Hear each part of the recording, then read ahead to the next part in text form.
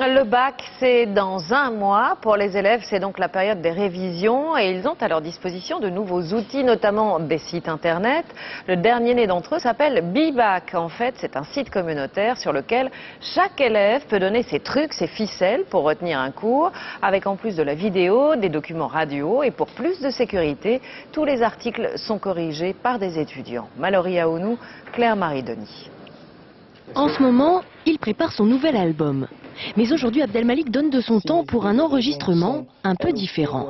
Il est certain d'exister dans la mesure où il pense. Petit cours sur la pensée de Descartes, une contribution pour bibac.com, un site de révision participatif.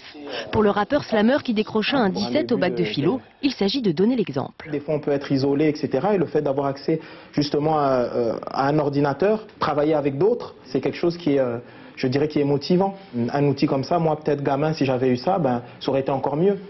Partage de savoir pour un outil de révision entièrement gratuit. À moins d'un mois de l'examen, c'est ce qui a séduit ces deux lycéens déçus par certains sites. Pratiquement tous étaient payants ou demandaient une cotisation par appel ou par carte bleue. On commence l'exercice et quand on tourne la page, on peut plus parce que on doit payer quoi. Exercice, anal, fiche de cours, mais aussi enregistrement sonore et vidéo. Le site est alimenté par les utilisateurs eux-mêmes et grâce à des partenariats comme avec le web pédagogique qui regroupe les blogs de 4000 professeurs. D'abord, en anglais, évidemment, dès le début, vous parlez anglais. C'est juste pour compléter nos cours en fait, pour avoir une nouvelle approche d'un sujet. Et puis si on n'a pas compris, on doit soit se débrouiller tout seul et c'est fatigant d'appeler des amis tard le soir, donc on s'aide d'internet. Reste à se prémunir des informations erronées. Chez Bibac, des étudiants ou des enseignants vérifient, corrigent et complètent les ressources avant toute mise en ligne.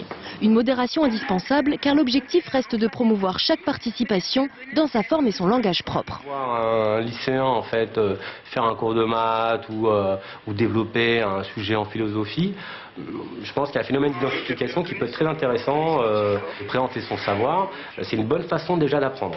Un système de vote permet ensuite d'identifier les meilleures contributions. Avec 1 million de pages vues chaque jour, Bibac se rôde encore, mais illustre les multiples possibilités qu'offre Internet pour réviser. Un réflexe pour ces lycéens de la génération web, la moitié des foyers français y ont aujourd'hui accès.